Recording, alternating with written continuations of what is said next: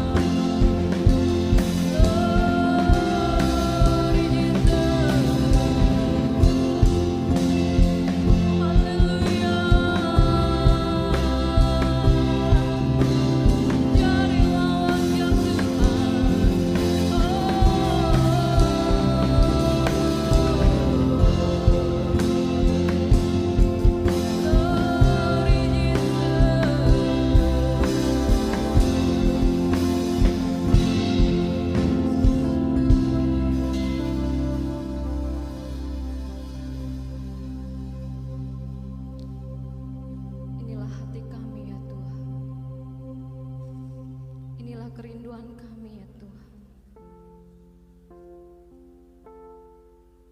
Ya Yesus, kami percaya Tuhan, Engkau adalah Allah yang sanggup. Engkau Allah yang tidak pernah terlambat untuk mengangkat kami Tuhan. Glory Jesus.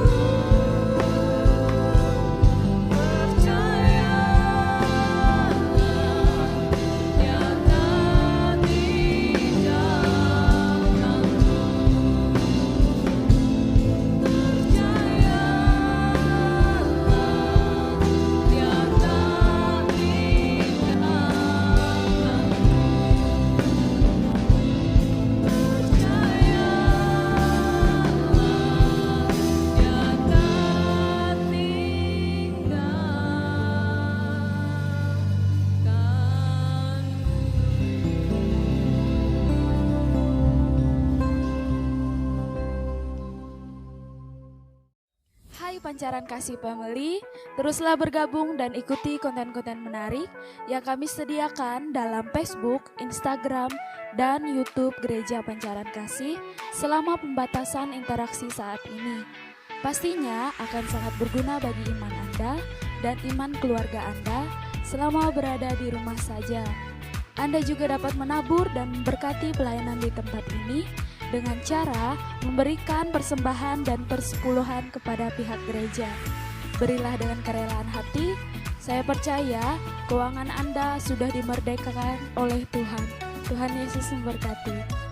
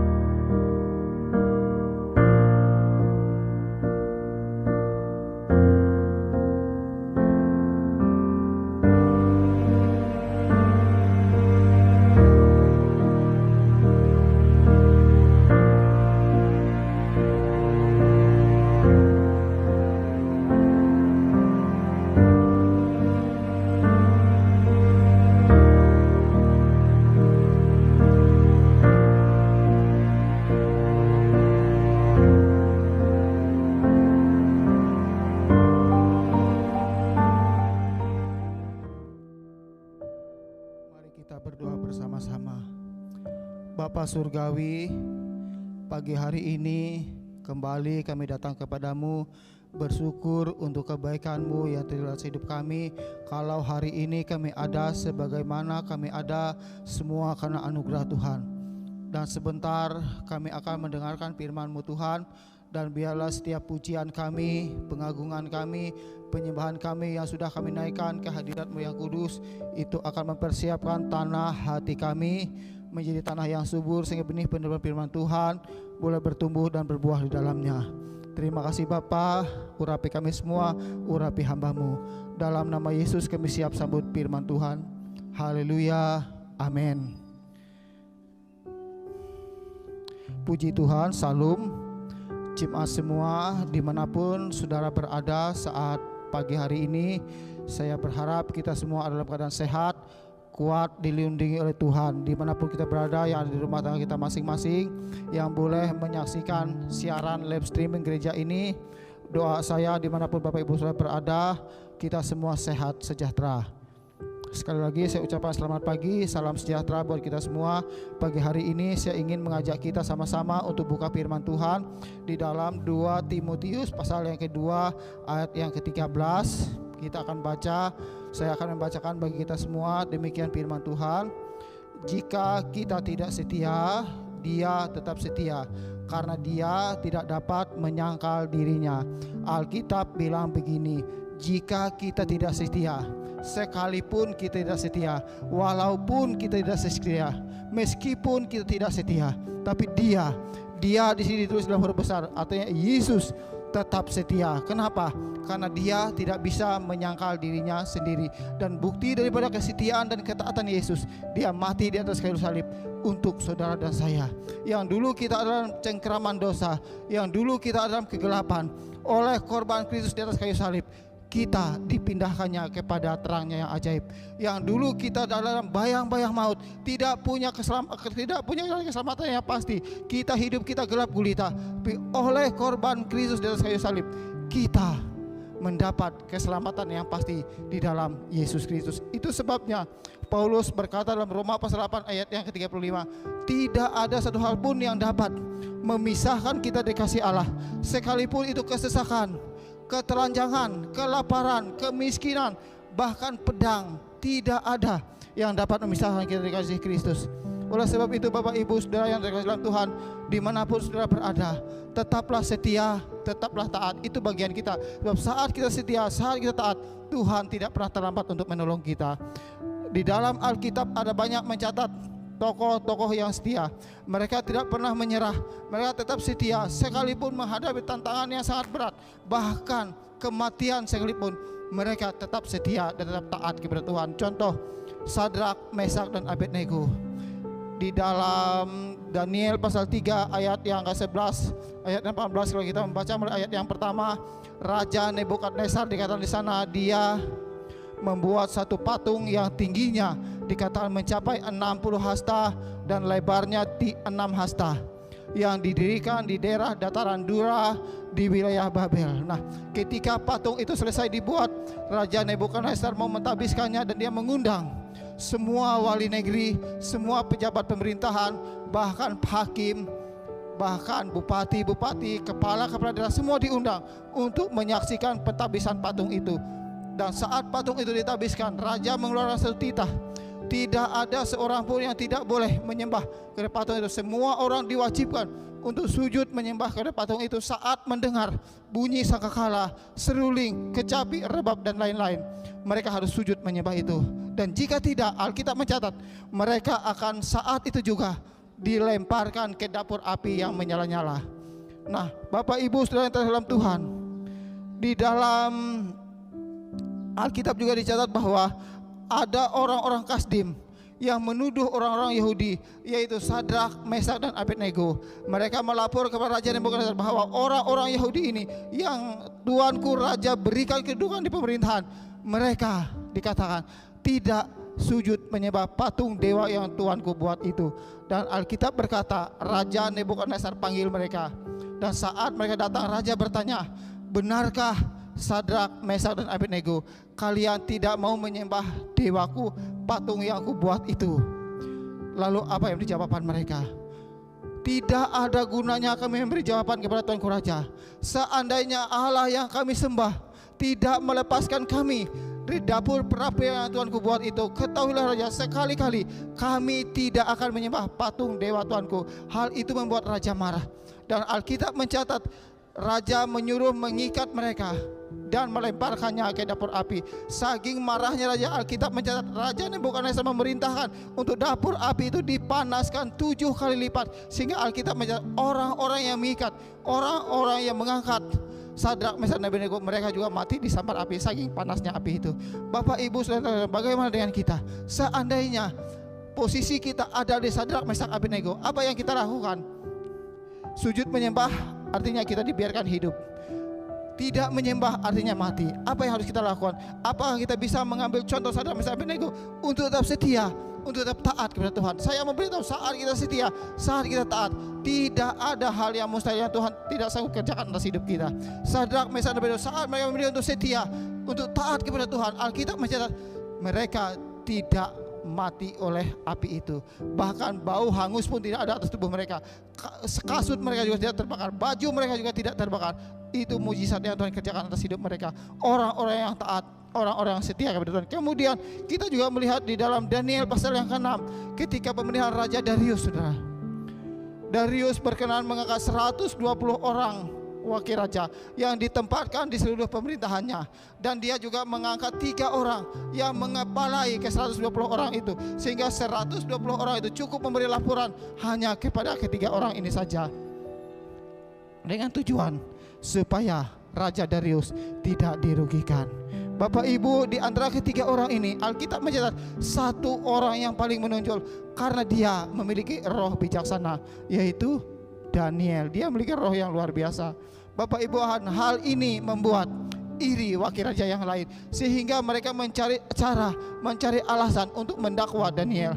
Tetapi Alkitab mencatat dalam hal pemerintahan tidak ada satu alasan pun untuk mereka boleh mendakwa Daniel, karena Daniel adalah orang yang taat, orang yang setia, dan orang yang jujur. Kecuali dikatakan di dalam hal ibadah. Oleh sebab itu mereka datang kepada Raja Darius. Mereka membuat satu rencana untuk mendakwa Daniel di dalam hal ibadah.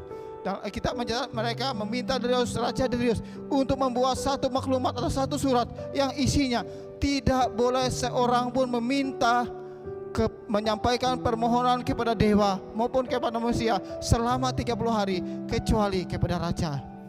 Nah, setelah surat itu dibuat, Daniel mengetahui, Daniel pergi ke rumahnya, dia naik ke loteng yang paling atas yang menghadap ke Yerusalem, kemudian dia berdoa di sana. 3 kali dia berdoa di sana dalam sehari. Alkitab mencatat saat dia menyampaikan permohonannya, orang-orang Kasdim yang mendapat dia naik dan mendapatkan dia sedang menyampaikan permohonannya kepada Tuhan. Bapak Ibu saudara yang terkasih, apa yang terjadi?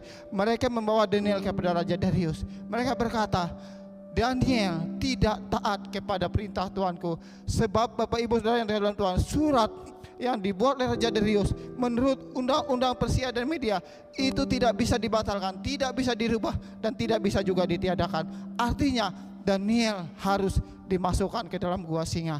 Tetapi sekali lagi saya mau katakan, selama kita taat, selama kita setia kepada Tuhan, selama kita pegang teguh janji Tuhan, tidak ada satu malapetaka pun yang dapat menimpa kita. Daniel dibebaskan dari gua singa oleh karena dia tetap setia kepada Tuhan. Bapak Ibu saudara yang dalam Tuhan, pagi hari ini saya ingin mengajak kita untuk melihat ada beberapa ciri tentang kesetiaan. Nah, ciri-ciri kesetiaan yang pertama adalah orang yang memiliki keyakinan. Amsal pasal 3 ayat 5 dikatakan, percayalah kepada Tuhan dengan segenap hatimu dan janganlah bersandar kepada pengertianmu sendiri. Orang yang setia adalah orang yang memiliki keyakinan, percaya bahwa Tuhan Yesus yang dia sembah sanggup menolongnya.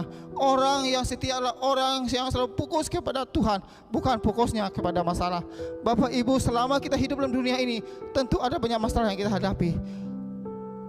Beberapa tahun yang lalu kami punya jemaat, termasuk tua-tua sidang di tempat ini yang dipanggil Tuhan. Nah, waktu dia hidup, rupanya dia pernah berpesan kepada keluarganya, khususnya anak-anaknya.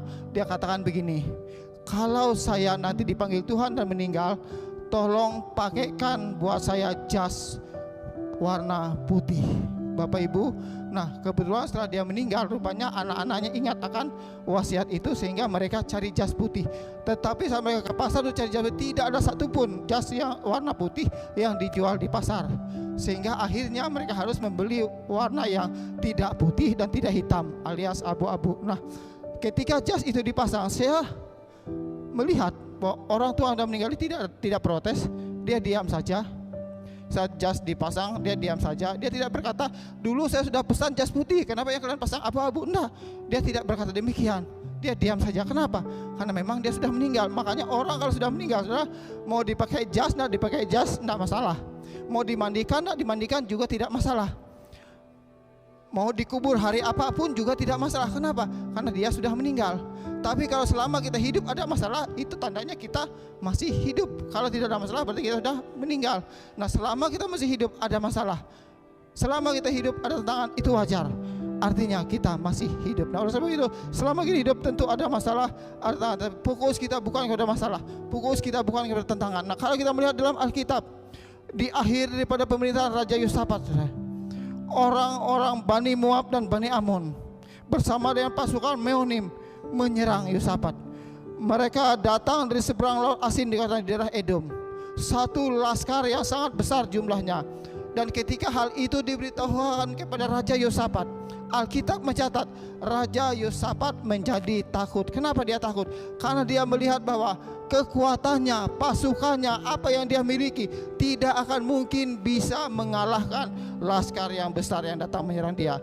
Tetapi di tengah ketakutannya, di tengah kekhawatirannya, di tengah keputusasaannya, dia mengambil satu keputusan yang terbaik, yaitu cari Tuhan. Amin. Dia cari Tuhan.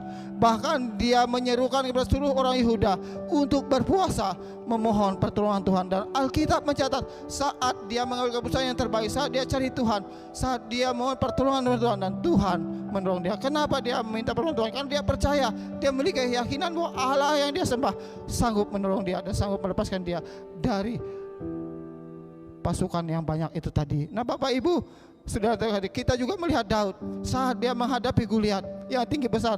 Secara hitung-hitung manusia, tidak mungkin Daud bisa mengalahkan Goliat yang tinggi besar, yang badannya seperti raksasa.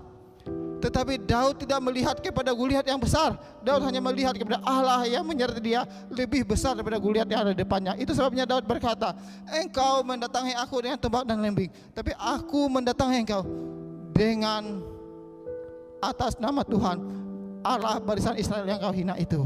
Bapak Ibu, Alkitab mencatat Daud berhasil mengalahkan Goliat karena dia tidak lihat Goliat yang besar, tapi dia lihat Tuhan yang sanggup menolong dan membebaskan dia. Saudara yang dalam Tuhan, kalau kita lihat masalah, kita akan dikalahkan oleh masalah itu.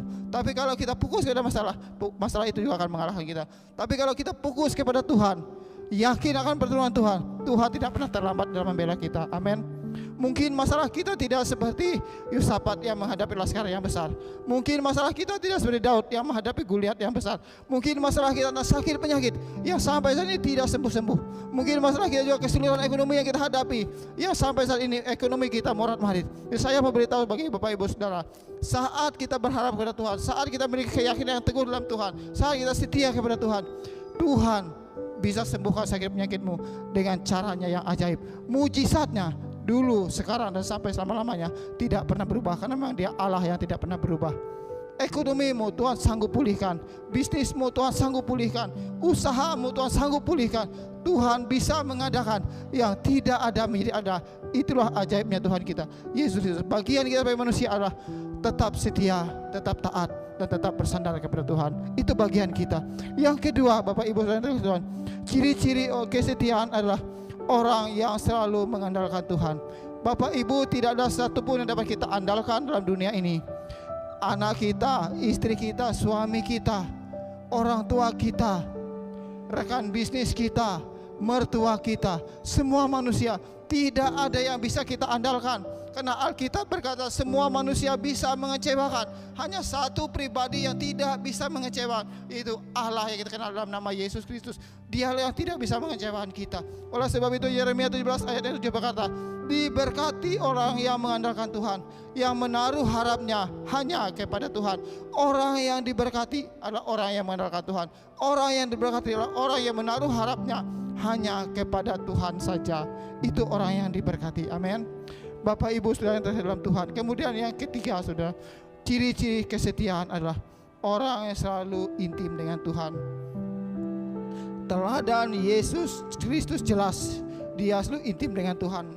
Markus 1 ayat 45 dikatakan, pagi-pagi benar, waktu hari masih gelap, ia bangun dan pergi keluar. Ia pergi ke tempat yang sunyi dan berdoa di sana. Yesus Kristus memberi teladan yang luar biasa buat kita.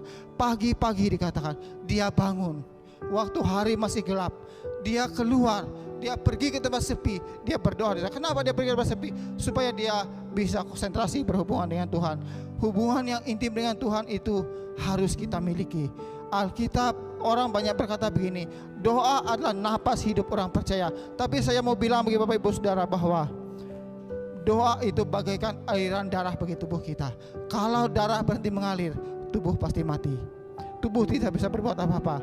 Kalau kita berhenti berdoa, hubungan kita dengan Tuhan terputus. Saat hubungan kita dengan Tuhan terputus, maka hidup kita bukan dipimpin oleh roh Tuhan, tapi dipimpin oleh kedagingan. Dan saat hidup kita dipimpin oleh kedagingan, maka yang kita lakukan jelas. Saudara.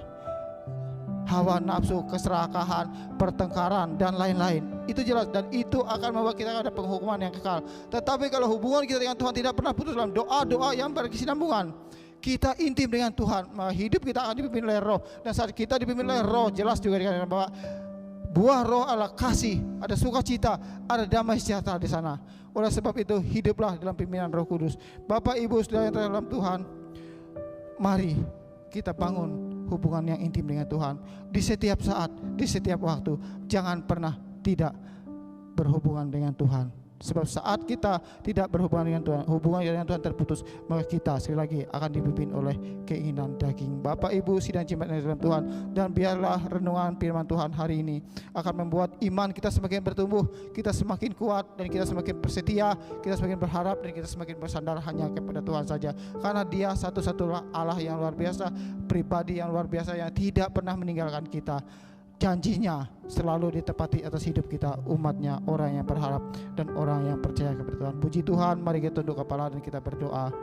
Terima kasih untuk firman-Mu Tuhan. Biarlah setiap kebenaran firman Tuhan yang boleh hamba taburkan pagi hari ini, Bapa Surgawi, menguatkan iman jemaat-Mu, sehingga di tengah situasi pandemi yang ada ini, mereka tetap setia, mereka tetap berharap, mereka tetap bersandar kepada Tuhan, dan percaya bahwa janji Tuhan akan digenapi atas hidup umat-Mu. Terima kasih meteraikan firman-Mu Tuhan, dan biarlah itu menjadi kekuatan buat kami untuk kami tetap ada di dalam rencana dengan Tuhan, untuk kami berjalan dalam kasih dan rencana Tuhan. Terima kasih Bapa Surgawi, dalam nama Yesus kami sudah berdoa. Amin. Puji Tuhan. Bapak Ibu jemaat yang dalam Tuhan, hari ini adalah minggu pertama, di mana setiap minggu pertama kita akan melakukan perjamuan kudus Tuhan.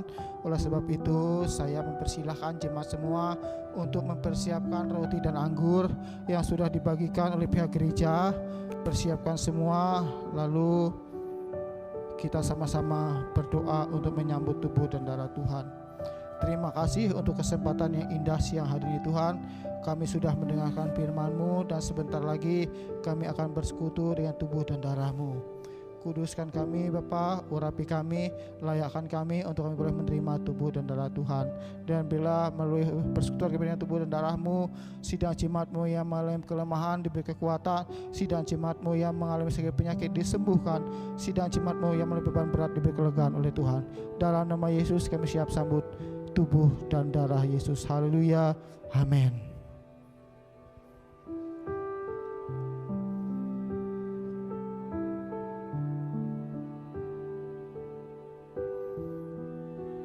Jemaat sekalian, roti dan anggur yang ada di tangan Bapak Ibu Saudara itu adalah lambang tubuh Tuhan. Imani bahwa apa yang ada di tangan saudara itu adalah benar-benar tubuh dan darah Tuhan.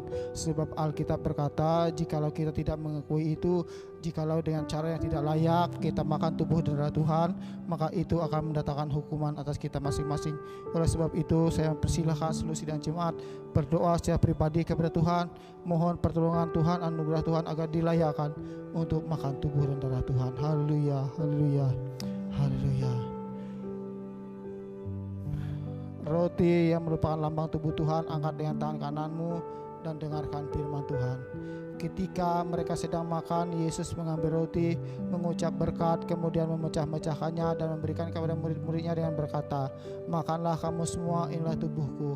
Mari kita makan bersama-sama tubuh Tuhan di dalam nama Tuhan Yesus Kristus. Haleluya. Glory Yesus. Glory, glory, glory. Cawan yang merupakan lambang darah Kristus, angkat dengan tangan kananmu dan dengarkan firman Tuhan. Setelah itu Yesus mengambil cawan, mengucap berkat, memberikan kepada murid-muridnya dengan berkata, "Minumlah kamu semua dari cawan ini, sebab inilah darahku, darah yang ditumpahkan bagi banyak orang untuk pengampunan dosa." Kita akan minum bersama-sama darah Kristus dalam nama Tuhan Yesus Kristus. Glory, haleluya, haleluya, haleluya. Haleluya. Sembah Dia, agungkan Dia, muliakan Dia, sebab Dia adalah Allah yang luar biasa, Raja atas raja atas hidup kita. Glory, glory, glory. Bapa, kami mengucap syukur untuk persekutuan kami dengan tubuh dan darah-Mu, dan setiap jemaat-Mu yang ada persekutuan dengan tubuh dan darah-Mu. Kami percaya hari ini Tuhan sudah membebaskan mereka, Tuhan sudah menolong mereka, Tuhan sudah memberkati mereka. Yang sakit pasti Tuhan sudah sembuhkan, yang mengalami beban berat pasti Tuhan sudah beri kelegaan, yang terikat kesekian pasti Tuhan sudah lepaskan. Ya, umat-Mu bersukacita atas kebaikan dan anugerah Tuhan. Terima kasih Bapa. Kami akhiri persekutuan kami dengan tubuh dan darah-Mu hari ini dalam nama Tuhan Yesus Kristus. Jemaat yang terkait dalam Tuhan, tengah dalam tangan-Mu, terimalah berkat Tuhan. Damai sejahtera adalah Bapa, kasih sayang Yesus Kristus, persekutuan yang indah dan Roh yang kudus tinggal tetap atas hidup rumah tangga nikahmu, dan apapun pekerjaan yang tangan kananmu Tuhan akan buat menjadi berhasil. Masa depan pendidikan sekolah anak-anakmu ada dalam rancangan yang indah dari Tuhan. Terima dengan iman dalam nama Tuhan Yesus Kristus. Sama-sama katakan amin. Haleluya, puji Tuhan. Ibadah live streaming kita selesai. Tuhan Yesus memberkati.